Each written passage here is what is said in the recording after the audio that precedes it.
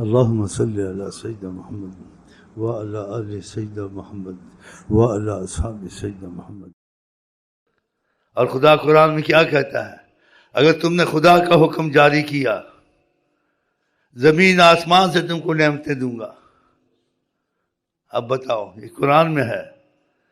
وَلَوْ أَنَّ مَقَامَ التَّوْرَاةَ وَالْإِنْجِيلِ، یہ کیوں کہا کہ ان لوگوں نے انہوں نے انجیل اور تورات کو قائم نہیں کیا، ہم نے ان کو عذابوں میں ڈالا. یہودی نصاریوں کو بندر بنے، سور بنے، ہلاک ہوئے، کیا کیا مصیبتیں ہوئی، تب تم کو پتہ ہے، یا پتہ کر لو.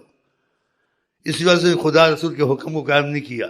اگر وَلَوْ أَنَّهُمْ مَقَامُ التَّوْرَاةَ وَالْإِنْجِيلِ، اگر تورات اور انجیل کا حکم قائم کرتے جو خدا نے کہا ہے، تو لَأَكَلُوا مِنْ فَوْقِهِمْ وَمِنْ تَحْتِ أَرْجُلِهِمْ، اوپر نیچے سے رزق کیا ان کو بھرپور رزق دیتے.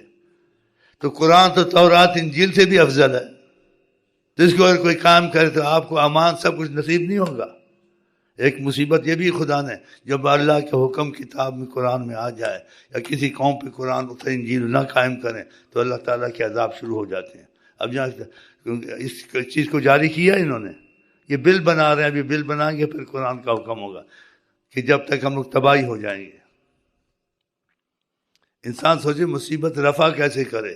اسباب بھی کرے، جو عقل کے اسباب ہیں دوسرے ہیں، لیکن اس کے سبب کی جو ضمانت والی چیزیں ہیں کہ واقعی مصیبت دور ہو جائے گی، وہ جو خدا نے کہا، نبی نے کہا، وہ سب سے پہلے کرو، پھر دوسری چیزیں بھی کرو. جو خدا رسول نے کہا اس کو دھیان ہی نہ دینا اور بھاگتے پھرنا ادھر ادھر، ادھر سے مدد آئے گی، ادھر سے مدد آئے گی. اگر خدا سے رحمت نہیں آئے گی، مدد آئے نہ آئے سب برابر ہی ہو جائے گا. خدا کی مدد پہلے، خدا کے بعد نبی کی مدد پہلے، نبی کا وسیلہ پہلے، نبی کا کرم خدا کے بعد، پھر دوسری مددیں آئے نہ آئے کوئی بات نہیں، گاڑی تمہاری چل جائے گی. لیکن خدا سے رابطہ ٹوٹا، نبی سے رابطہ ٹوٹا، ایڑی چوٹی کا زور لگا، خدا رسول کے دائرے سے نکل نہیں سکتے، ہلاک ہی ہونا ہے. ان لوگوں نے ہلاک نہیں ہونا ہے، ان لوگوں نے آخرت میں ہلاک ہونا ہے کیونکہ کلمہ نہیں پڑھا. ان کے لیے دنیا کو جنت کیا گیا ہے. زنا کریں، چوری کریں، جو مرضی کریں، شریعت میں نہ چلیں، بتوں کو پوجیں، جی عیسیٰ علیہ السلام کو پوجیں، ان کی ماں کو پوجیں، جو شرک کریں. آخر کیا دنیا جنت الکافر، کافر کے لیے جنت ہے، سجن المومن ایمان والے کے لیے قید خانہ ہے کہ اس کو پابندی میں رہنا پڑے گا، لیکن اس کی آخرت میں رحمت ہی رحمت ہوگی.